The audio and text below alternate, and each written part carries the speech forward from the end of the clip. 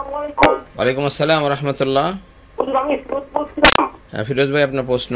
হুজুর, আমি বলছি যে কোনো ব্যক্তি ইচ্ছাকৃত রোজা রাখে না, নামাজ পড়ে না, কিন্তু সে মানুষকে ইফতার করাচ্ছে। এই ইফতার করানোর জন্য সে রোজাদারের সমান সব পাবে কি না? হ্যাঁ, উনি যেটা বলছেন যে সে নিজে রোজা রাখতেছে না, এখন অন্যকে ইফতার করাচ্ছে, তো ইফতার করালে তো রোজার সমপরিমাণ সব পাবে। এখন নিজে যে রোজা রাখতেছে না, তখন কি এই সবটা পাবে কিনা? প্রথম কথা হচ্ছে সে নিজে কেন রোজা রাখে না সেটা আগে জানতে হবে। সে যদি রোজা রাখতে অপারগ হয় সেটা ভিন্ন বিষয়। যদি রোজা রাখতে পারে কিন্তু রাখছে না, এই জন্য সে পানিশমেন্ট পাবে আল্লাহ রাব্বুল আলামিনের কাছে।